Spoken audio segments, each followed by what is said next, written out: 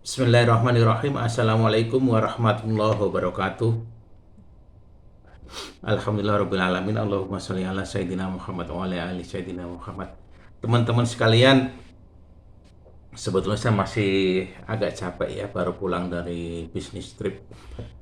Tapi ada beberapa WA dari teman-teman supaya saya menanggapi tentang eh, sekarang yang mungkin lagi viral, yaitu ajakan Robito Alawiyah ya untuk berdiskusi dengan Kiai Ima, Dr. Sugeng, Haji Roma dan lain sebagainya ya. Mungkin menurut saya juga Profesor Manajem Ali harus ikut juga ya. Tapi gini teman-teman, saya setuju dengan Dr. Sugeng, pendapatnya Dr. Sugeng ya. Kalian bisa cari di YouTube ya. Yang pertama begini, bahwa eh, sebagai eh, apa ya, sebagai pendatang sebetulnya ya, bahwa RA ini harusnya bukan mengundang ya. Kalau mengundang itu berarti dia seperti saya, ini pendapatnya Dr. Dung dan saya setuju ya.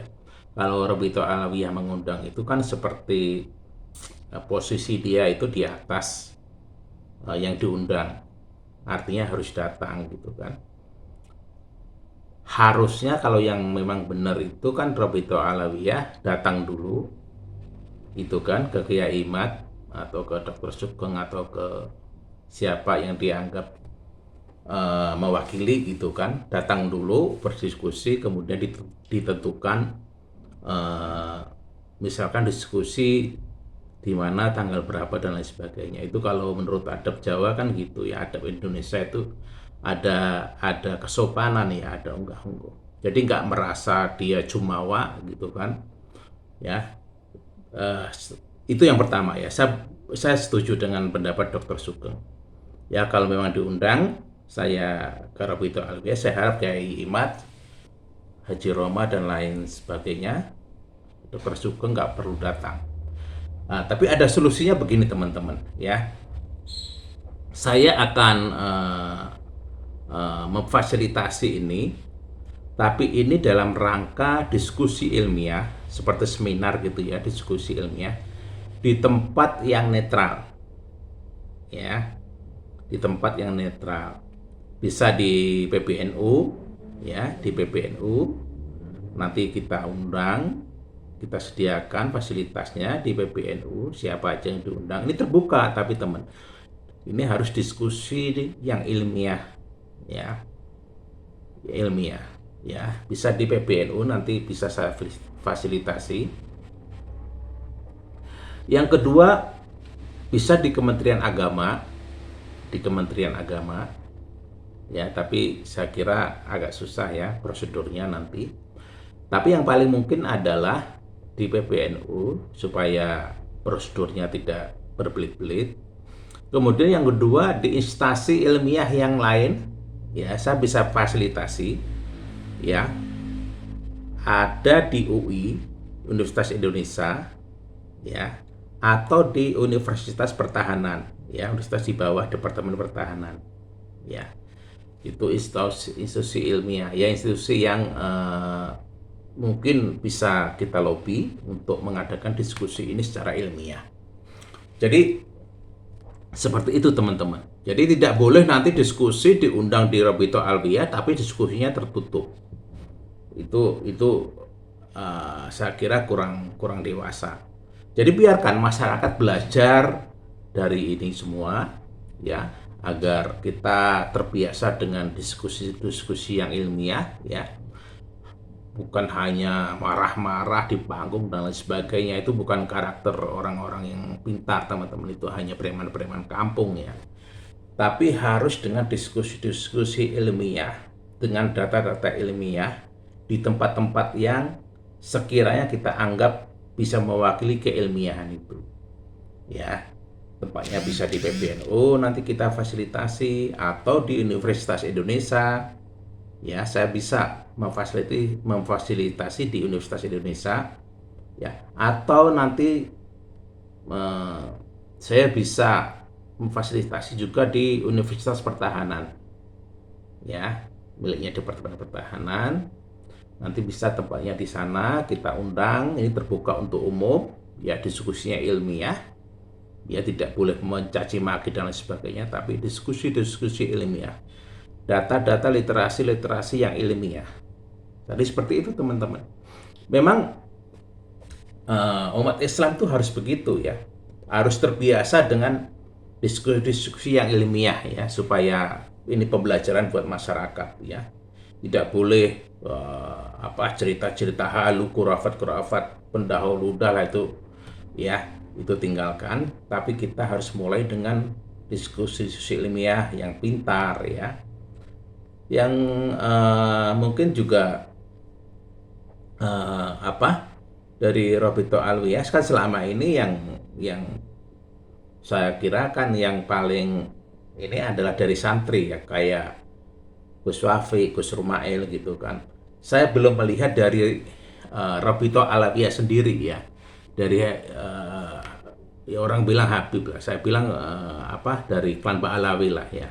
Saya belum melihat dari klan Ba'alawi ini orang-orang yang cerdas, yang mengerti kitab kuning gitu ya, kitab-kitab itu kemudian bisa diajak berdiskusi ya.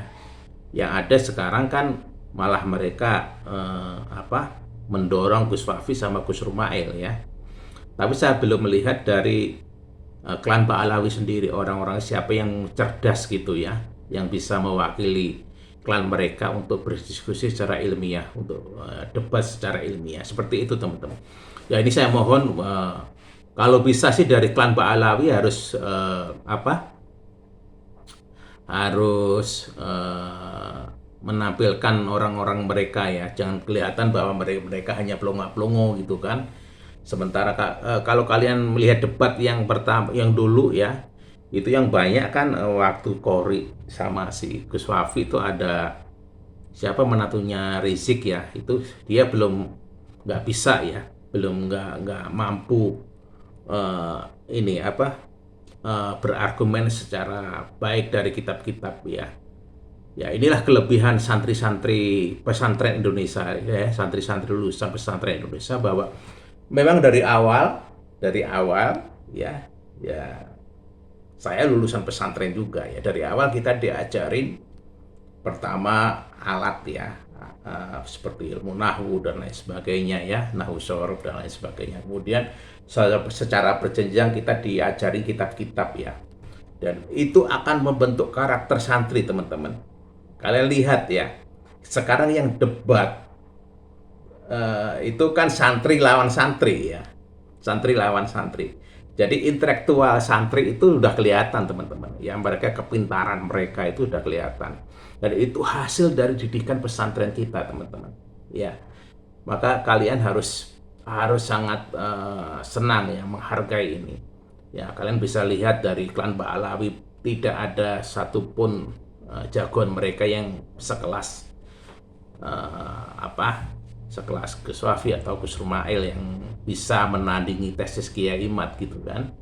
Dan itu merupakan anugerah buat kita semua ya, bahwa pesantren kita itu ternyata bisa mencetak kader ulama-ulama yang mumpuni meskipun masih muda ya. Saya sendiri sebetulnya dulu lama di pesantren ya, banyak belajar kitab-kitab, makanya saya selalu menekankan tentang syariat ya. Kalau ada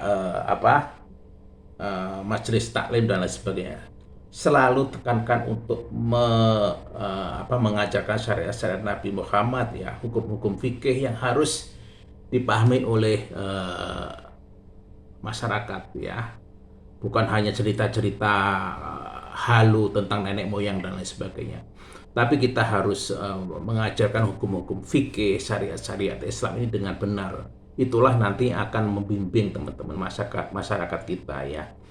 Jadi harus seperti itu ya. Kalau aja ada majelis yang cuma cerita-cerita halu nenek moyang, itu tinggalin aja deh ya. Lebih baik Anda belajar dengan baik ya. Kalau Anda belum bisa, dulu mungkin nggak sempat ke pesantren ya, belum bisa baca kitab kuning ya, belum bisa mendalami ilmu syariat, ilmu fikih dengan benar, maka mengajilah, carilah tempat yang mengajarkan itu, teman-teman. Karena itu yang akan membimbing kita. Ya, kalian harus belajar tentang sholat yang benar, bagaimana syarat rukun sholat yang benar, bagaimana. Kalian harus belajar fikih, puasa, ya, puasa yang baik dan benar bagaimana. Kalian harus belajar fikih zakat, ya, kalian harus belajar fikih haji dan lain sebagainya. Nah, itu semua diajarkan di kitab-kitab kuning, teman-teman, kalau di pesantren, ya. Nah, seperti itu. Ya, mudah-mudahan ini bermanfaat, teman-teman, ya. Jadi kesimpulannya, kalau memang Rabitoh Alawiyah mengundang, ya, kayak Imad, Dr. Sugeng, Haji Roma, kemudian mungkin juga Profesor Manajem Ali, mungkin juga nanti Pak Mahfud MD kita undang, tapi di tempat yang netral, ya, bisa berdiskusi secara ilmiah, secara terbuka. Ya, saya ulangi, diskusi ilmiah di tempat yang netral, secara terbuka. Ya, jadi ini bisa nanti masyarakat bisa melihat, ya, bagaimana penalaran, ya, seperti itu. Ya, mudah-mudahan ini bermanfaat, ya. Tadi diskusinya bisa di PBNU, ya, nanti saya fasilitasi, atau di Universitas Indonesia, ya, nanti bisa saya fasilitasi, atau di Universitas Pertahanan. Ya, saya kira demikian, teman-teman. Semoga ini bermanfaat. Saya akhiri. Assalamualaikum warahmatullahi wabarakatuh.